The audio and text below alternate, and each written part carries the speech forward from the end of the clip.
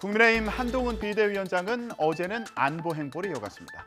국군 대전병원을 찾아서 군 의료체계 개선과 군 복무에 대한 예우를 강조했습니다. 들어보시죠. 국방의 의무를 다하다가 아프시거나 다치신 분들에 대한 예우를 정말 우리가 지금보다도 훨씬 더 잘해야 한다고 생각합니다. 그게 우리나라의 정체성을 보여주는 것이고요.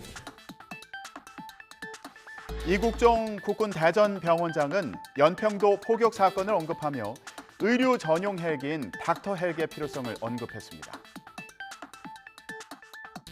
분명한 것은 2010년도에 한나절 동안 연평도에서 얻어 터지고 있고 우리 해병대원들이 피를 흘리면서 죽어가고 있는데 단 한 대의 의무 헬기도 뜨지 않았고 단 한 명의 의료진도 증파되지 않았다는 데 대해서 저희들이 망신이라고 생각하고 있습니다. 그래서 저희가 저걸 극복하기 위해서 계속 노력을 하고 있고. 이 자리에서 한동훈 위원장은 이국종 원장에 대해서 이렇게 얘기하면서요. 영입 제안을 거절당한 일화를 깜짝 공개하기도 했습니다. 관련 발언 들어보시죠. 저는 이국종 원장님을 짧지만 대단히 깊게 알고 있다고 생각하는데요. 제가 또 몇 번 거절당해서 더 그렇습니다. 이런 가운데 더불어민주당 이재명 대표는 지방 대학 지원을 강조하면서 서울대 10개 만들기 공약을 내놨습니다. 비수도권 지역의 거점 국립대 9곳의 학생 1인당 교육비를 서울대 70% 수준까지 늘리는 등 대규모 지원을 하겠다는 겁니다. 지방 공립대들도 최소한 서울대 수준의 지원을 해줘야 된다. 저는 사실 더 해줘야 된다고 생각합니다. 근데 이제는 이 국토 균형 발전으로는 도저히 정상화시킬 수가 없다. 지방에 대한 차별적이라고 느껴질 만큼 지방에 대한 추가 지원, 불균등 지원이 필요하다. 차별적 지원이 필요하다. 이재명 대표 등 소수 인사들이 모여서 뇌물 혐의를 받는 노웅래 의원과 불법 정치자금 수수 의혹을 받는 기동민 의원, 또 비례대표 이수진 의원 등의 공천 문제를 논의했다는 보도가 나와서 논란이 되고 있죠. 밀실공천이라는 비판이 나오는 데 대해서 이 대표는 선을 그었습니다. 또 참석자로 알려진 인사들도 부인하고 있는데요. 관련 발언 들어보시죠.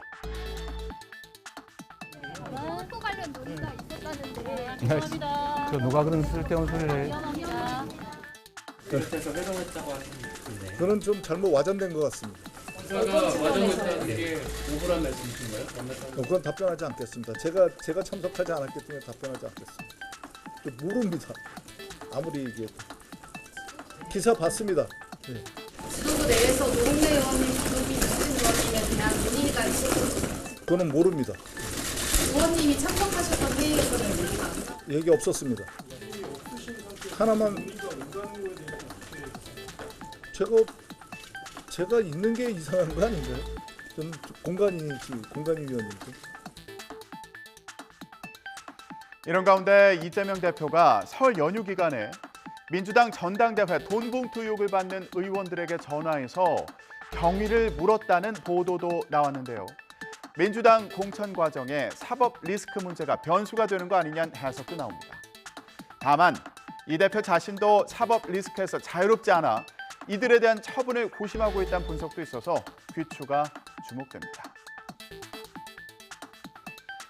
네, 이런 가운데 민주당에게는 조국 전 법무부 장관의 행보도 변수가 될 것으로 보이죠. 조 전 장관은 창당 준비위 출범식을 열고 민주당과의 선거연합이 가능하다고 밝혔습니다. 민주당 지도부는 조 전 장관과의 연대 부정적인 것으로 보이는데 일부에서는 우군이 하나 더 생기는 거여서 손해볼 거 없다, 이런 반응도 나오고 있습니다. 이번 총선에서 국민 여러분들께서 지역구 외에 비례대표 선거도 민주당과 연합하라 하시면 그리 노력하겠습니다. 반대로 국민들께서 지역구에서는 정확한 1대1 정권 심판 구도를 만들고 비례에서는 경쟁하라 하시면 그리 또 따르겠습니다. 여러 가지 판단에 있어서 민주당과 같이 갈 수 있는 부분의 접점이 적지 않나 이렇게 판단하신 걸로 제가 알고 있습니다. 저는 크게 손해볼 일은 아니다. 민주당 입장에서 크게 불리한 상황이 생기거나 당이 직접적으로 손해볼 일은 아니다. 다만 이 연대의 수준을 어디까지 가져갈 수 있을까 혹은 연대할 수 있을까 이 부분은 좀 놔두고요. 일단 전선이 좀 확장되는 거 아닙니까? 넓어지는 거 아닙니까?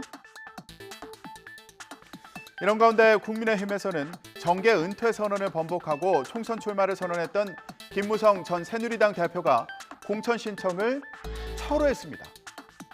앞서 김 전 대표는 지난 1월 윤심 공천 가능성을 우려하며 7선 도전을 선언했는데요. 당시 발언을 들어보시죠.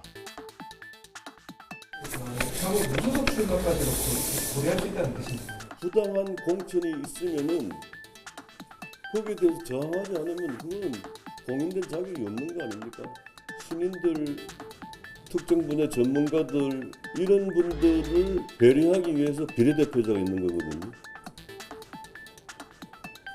근데 굳이 지역구 큰 잘못이 없는 사람을 다른 신인을 심기 위해서 그 사람을 먹어친다. 이건 인권 탄압입니다. 김 전 대표는 그런데 부산 중구 영동구 선거구에 등록한 후보들을 한 달 동안 지켜봤더니 모두 훌륭한 자격을 갖췄다고 생각했다며 제 역할이 이제 끝났다고 판단했다고 말했습니다. 또 공관위에서 시스템 공천을 정착시켜 잘 진행되는 모습에 보람을 느낀다고도 말했는데요. 김 전 대표의 선택을 두고 서울 지역 단수 공천 결과 대통령실 인사들이 제외되는 등 경쟁력을 토대로 공천이 이루어진다고 판단했을 거라는 시각도 있고요. 또 중진 물갈이 분위기에 스스로 공천을 받기 어렵다고 판단했을 거란 해석도 나오는데요. 한동훈 비대위원장은 김 전 대표의 헌신에 감사드린다며 목련이 피는 4월에 동료 시민들을 위해서 반드시 승리하겠다고 말했습니다. 네, 총선을 앞두고 출마 선언이 잇따르고 있는데요. 출마하고 싶다고 나선 인물이 있습니다. 바로 최서원 씨의 딸 정유라 씨인데요. 경기도 오산시에 출마해서 민주당의 안민석 의원을 낙선시키고 싶다 이렇게 얘기했습니다. 안민석 의원은 과거 비자금 조성 의혹 등을 제기하면서 최서원 씨 저격수로 활동했죠. 정유라 씨는 기탁금 1,500만 원이 모이면 후보 등록을 하고 안 의원을 쫓아다니겠다면서 후원을 요청했는데요. 얼마나 호응을 얻을지 궁금해지네요. 지금까지 전국 브리핑이었습니다.